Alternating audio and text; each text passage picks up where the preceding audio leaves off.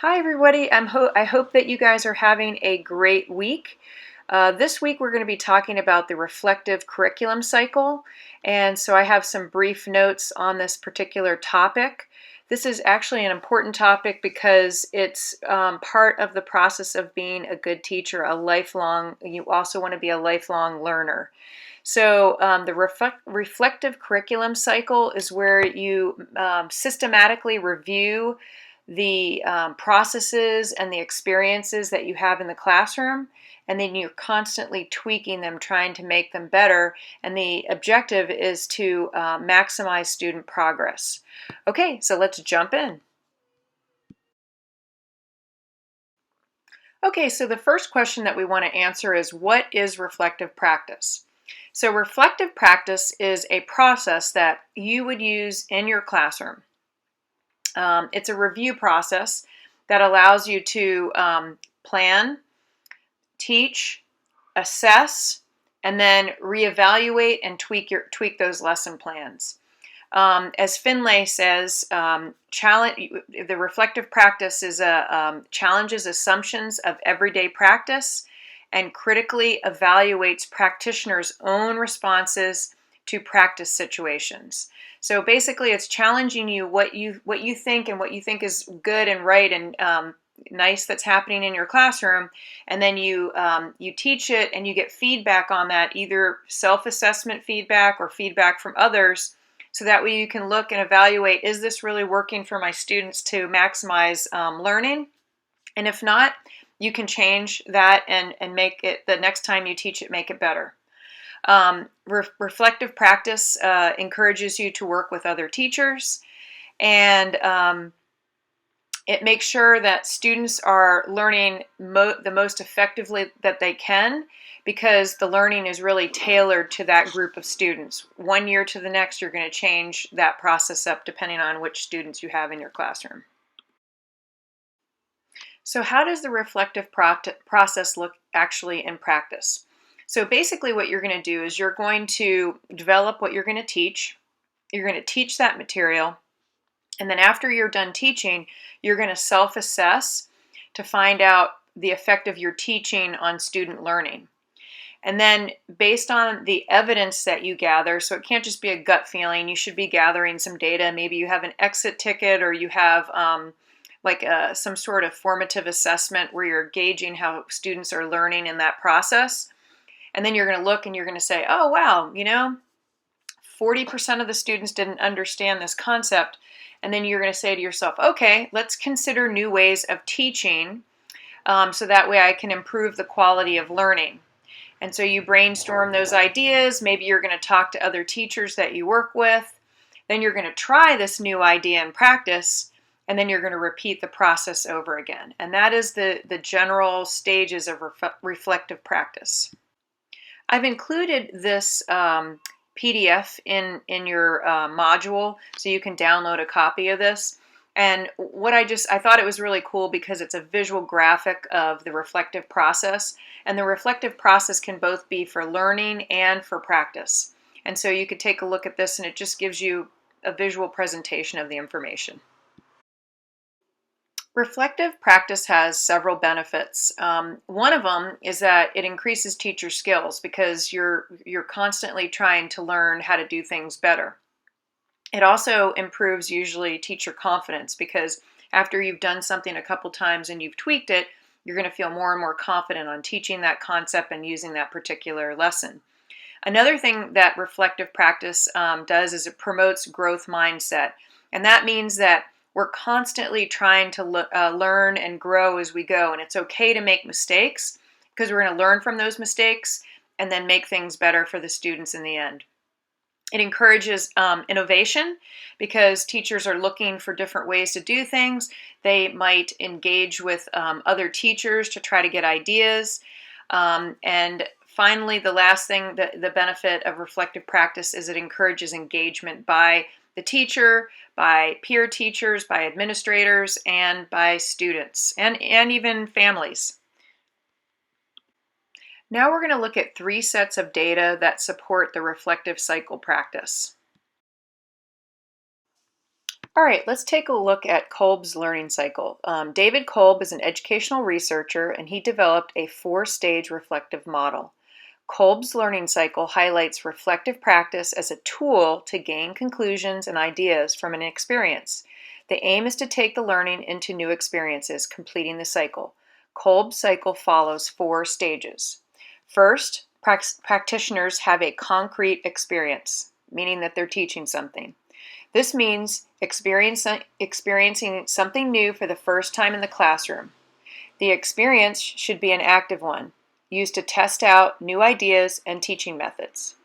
This is followed by observation of the concrete experience and then reflecting on the experience. Here, practitioners should consider the strengths of the experience and areas of development. Practitioners need to form an understanding of what helped students' learning and what hindered it. This should lead to the formation of abstract concepts. The practitioner needs to make sense of what happened. They should do this through making links between what they have done, what they already know, and what they need to learn. The practitioner should draw on ideas from research and textbooks to help support development and understanding. They should also draw on support from other colleagues, and that's pretty important right there, from other colleagues and their previous knowledge. Practitioners should modify their ideas or devise new approaches based on what they have learned from their observations and wider research. And then the final stage of this cycle is when the practitioner considers how they are going to put what they have learned into practice. The practitioner's abstract concepts are made concrete as they use these to test ideas in future situations, resulting in new experiences. The ideas from the observations and conceptualizations are made into active experimentation as they are implemented into future teaching. The cycle is then repeated on this new method. Kolb's model aims to draw on the importance of using both our own everyday experiences and educational research and collaboration with others. It is not simply enough for you to reflect. This reflection must drive a change which is rooted in educational research. Okay, next let's take a look at Gibbs' reflective cycle. Gibbs, also an educational researcher, further developed Kolb's ideas. So this model is based on a six-stage approach, leading from a description of the experience through to conclusions and considerations for future events. While most of the core principles are similar to Kolb's, Gibbs' model is broken down further to encourage the teacher to reflect on their own thoughts and feelings. Gibbs' model is an effective tool to help you reflect after the experience and is a useful model if you are new to reflection, as it is broken down into clearly defined sections. Okay, the first one is description. In this section, the practitioner should clearly outline the experience. This needs to be a factual account of what happened in the classroom. It should not be analytical at this stage. You're not analyzing anything, you're just saying, do this, and this. Feelings. This section encourages the practitioner to explore any thoughts or feelings they had at the time of the event. Here, the practitioner should explain feelings and give examples which directly reference the teaching experience. It is important the practitioner is honest with how they feel, even if these feelings might be negative. Only once the feelings have been identified can the practitioner implement strategies to overcome these barriers. Okay, part 3, or stage 3, is evaluation. The evaluation section gives the opportunity for the practitioner to discuss what went well and analyze practice. It is also important to consider areas needed for development and things that did not work as initially planned. This evaluation should consider both the practitioner's learning and the student's learning. So that's important. You're looking at both the educator who's teaching and what the students are learning. All right, analysis is the fourth stage. This section is where the practitioner makes sense of the experience. They consider what might have helped the learning or hindered it. It is in this stage that the practitioner refers to any relevant literature or research to help make sense of the experience. For example, if you felt the instructions you gave were not clear, you should consult educational research on how to communicate effectively. We move on next to conclusion. At this stage, the practitioner draws all the ideas together. They should now understand what they need to improve on and have some ideas on how to do this based on their wider research. Finally, we come to the action plan. During this final stage, the practitioner sums up all previous elements of the cycle. They create a step-by-step plan for the new learning experience. The practitioner identifies what they will keep, what they will develop, and what they will do differently. The action plan might also outline the next steps needed to overcome any barriers.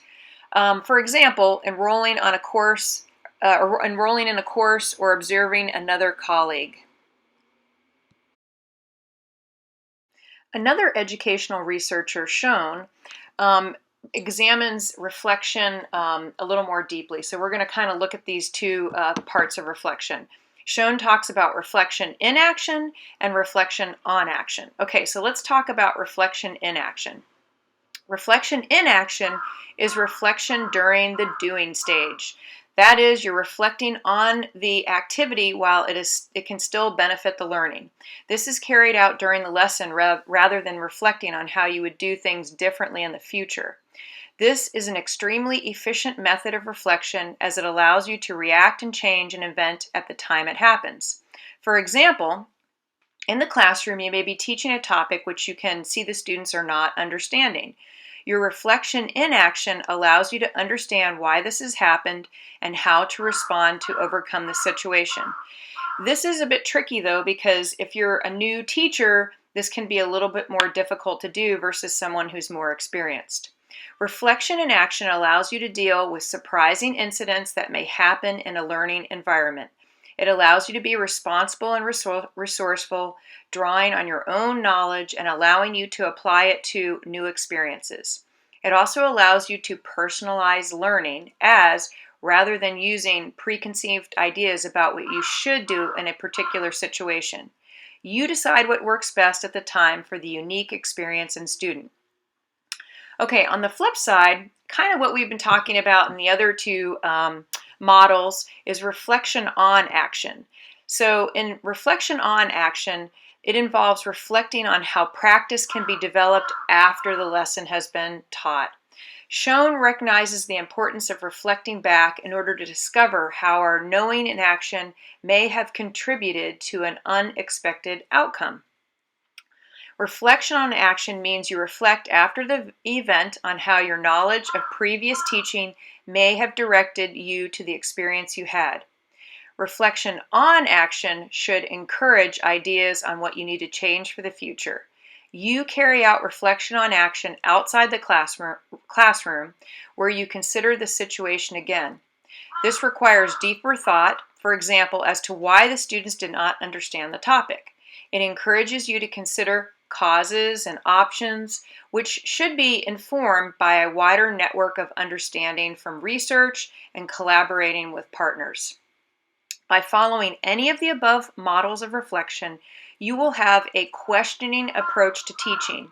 You will consider why things are as they are and how they could be.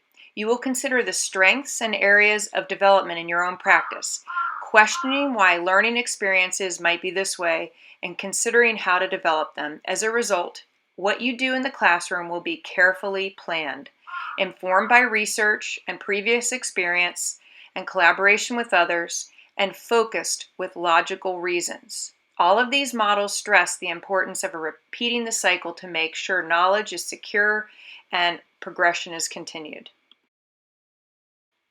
Okay, I'm going to talk next about some common misconceptions about the reflective cycle.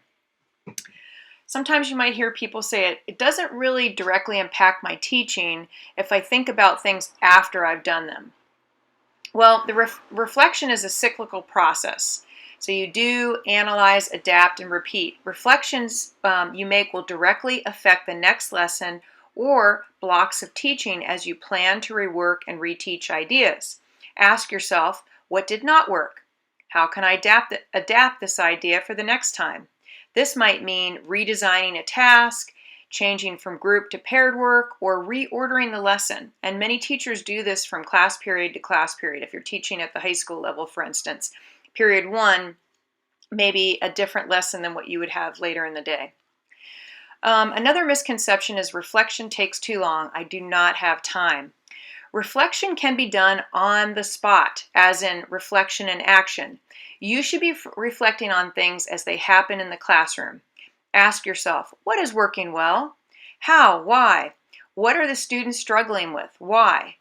Do the students fully understand my instructions? If not, why not? Do the students fully understand the task? If not, why not? Do your students ultimately understand what success looks like in the task or activity? Can they express this for themselves? Okay, another misconception that people have is reflection is only focused on me and does not directly affect my students.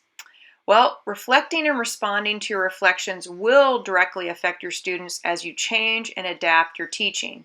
You will reteach and reassess the lessons you have taught, and this will allow students the chance to gain new skills and strengthen learning.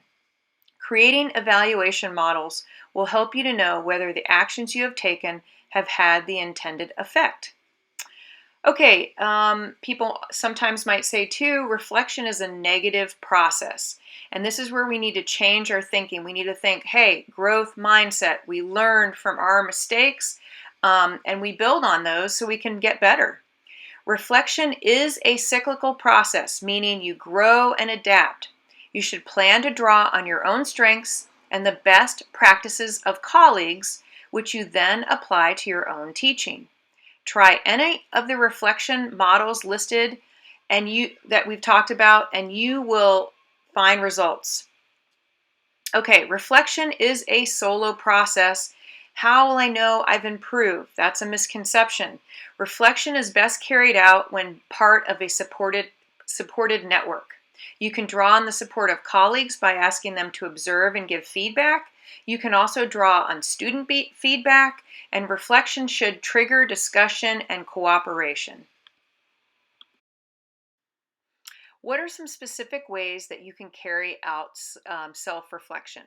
First thing you can do is self-questioning. Ask yourself questions that can help you understand the effect and efficiency of your teaching. Another way that you can reflect is to experiment with new ideas.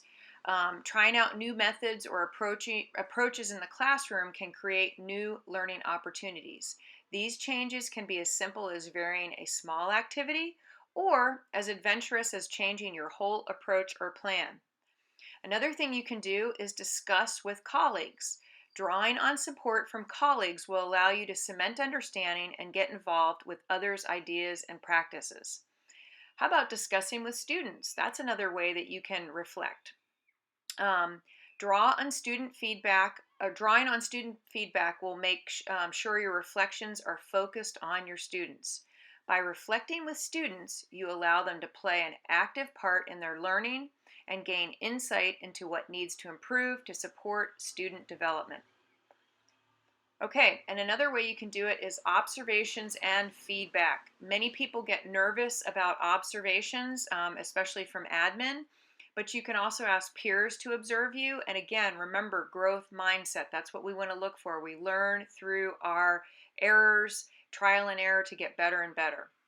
So being observed by colleagues will allow you to gain others' perspective into your practice and provide feedback and ideas on how to improve.